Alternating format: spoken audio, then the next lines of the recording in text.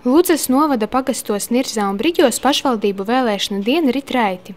Daudz ieradušies jau no agra rīta, lai dotu balsi par partiju un cilvēkiem, kuriem uztic savu nākotni.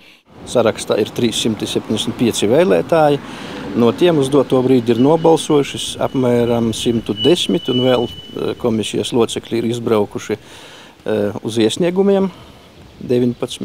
Tātad kaut kur uz 50% varētu rēķināt aptuveni. Traktorists Jānis uz vēlēšanām dodas ar velosipēdu, cita transporta nav. Savu pilsoņa pienākumu nobalsot viņš gan šodien izpildīs, taču partiju solījumiem netic.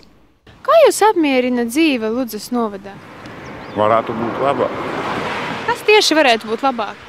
Darbs būtu. Viņi daudz ko solā, viņi to neizpilda. Simtlatnieku programmā strādājošais Aleksandrs šogad pašvaldību vēlēšanās nobalsojas, taču līdz šim uz vēlēšanām nevienmēr ir nācis. Vai jūs balsojat katrās vēlēšanās? Nē.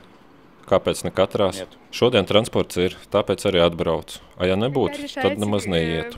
Tātad neesat īpaši ieinteresēti, kas uzvarēs vēlēšanās. Nē.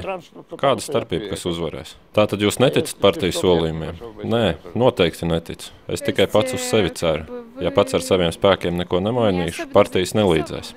Savukārt Rēzeknē līdz 4:00 pēcpusdienā bija nobalsojuši 7227 vēlētāji, kas ir 28,78% no balstiesīgo iedzīvotāju skaita, apmēram tikpat daudz, cik 2009. gada vēlēšanās šajā pašā laikā.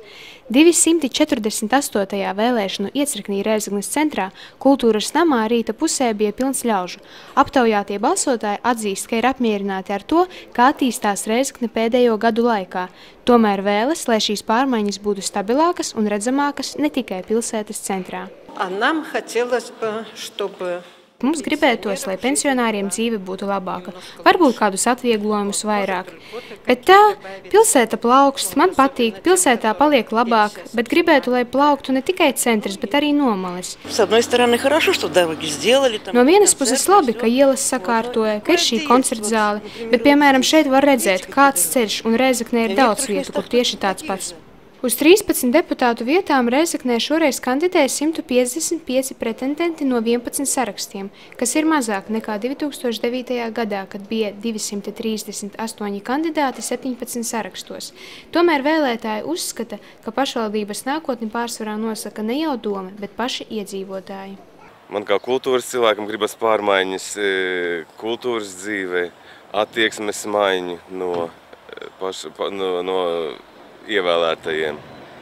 Un, protams, sakārtotu vidi, darba vietas visiem cilvēkiem. Un arī, protams, nākotni tādiem ķipariem.